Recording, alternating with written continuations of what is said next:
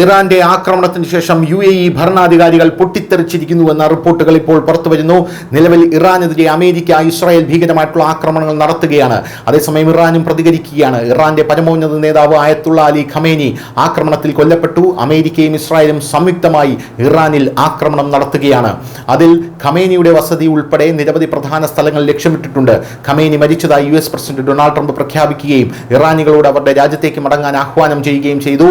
ഇറാനും അദ്ദേഹത്തിന്റെ മരണം സ്ഥിരീകരിച്ച് 40 ദിവസത്തെ ദുഃഖാചരണം പ്രഖ്യാപിച്ചിരിക്കുകയാണ്.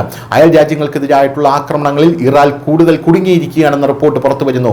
മറുവശത്ത് ഇറാൻ ഇസ്രായേലിന് നേരെ ഡ്രോണുകളും മിസൈലുകളും പ്രയോഗിക്കുകയും ബഹ്റിൻ, ഖത്തർ, കുവൈറ്റ്, പേർഷ്യ, ഗൾഫിലെ യുണൈറ്റഡ് അറബ് എമിറേറ്റ്സ് എന്നിവിടങ്ങളിലെ US സൈനിക താവളങ്ങൾ ആക്രമിക്കുകയും ചെയ്തു.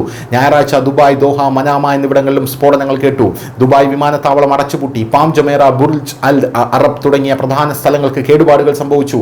UAE നിരവധി സ്ഥലങ്ങൾക്ക് നേരെയുണ്ടായ മിസൈൽ ആക്രമണങ്ങൾക്ക് ശേഷം president Mohamed bin Zayed Al Nahyan ഇറാനെ ശക്തമായ ഭാഷയിൽ വിമർശിച്ചിരിക്കുകയാണ്.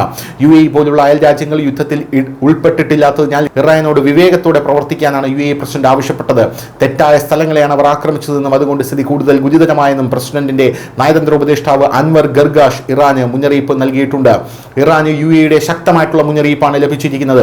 ഇറാൻ അയൽ രാജ്യങ്ങളെ ലക്ഷ്യം വയ്ക്കരുത്, ഇസ്ലാമിക് റിപ്പബ്ലിക്കുമായി ബുദ്ധിപൂർവ്വം പ്രവർത്തിക്കണമെന്ന് ഗർഗാഷ് മുന്നറിയിപ്പ് നൽകിയിട്ടുണ്ട്. ഇറാൻ ഗൾഫ് രാജ്യങ്ങളെ ആക്രമിച്ചു. ഇത് തികച്ചും തെറ്റായ അനുമാനമാണ്. ഈ ആക്രമണം കാരണം ഇറാൻ ദുർബലമായ അവസ്ഥയിലേക്ക് എത്തി. ഇപ്പോൾ അത് അയൽക്കാരിൽ നിന്ന് ഒറ്റപ്പെട്ടിരിക്കുന്നു. അദ്ദേഹം വ്യക്തമായി പറഞ്ഞു, ഇറാൻ നിങ്ങളുടെ യുദ്ധം അയൽ രാജ്യങ്ങളുമായല്ല, സ്ഥിതി കൂടുതൽ വഷളാകുന്നതിന് മുമ്പ് യുക്തിക്ക് ശ്രദ്ധ നൽകുക, അയൽ രാജ്യങ്ങളുമായി യുക്തിസഹമായും ഉത്തരവാദിത്വത്തോടെയും ഇടപെടണമെന്നാണ് ഇപ്പോൾ UAE ഇറാന് മുന്നറിയിപ്പ് നൽകിയിരിക്കുന്നത്. ഇറാനിൽ US ഇസ്രായേൽ സംയുക്ത ആക്രമണം നടത്തി മണിക്കൂറുകൾക്ക് ശേഷം പരമോന്നത നേതാവ് ആയത്തുള്ള അലി ഖമേനി കൊല്ലപ്പെട്ടതായി ഇറാൻ സർക്കാർ പ്രഖ്യാപിച്ചതിന് ശേഷമാണ് ഇത്രയും വലിയ ആക്രമണം GCC രാജ്യങ്ങളിലേക്ക് ഇറാൻ തൊടുത്തുവിട്ടത് എന്നുള്ളതാണ് മറ്റൊരു പ്രധാനപ്പെട്ട കാര്യം. News desk news India Malayalam.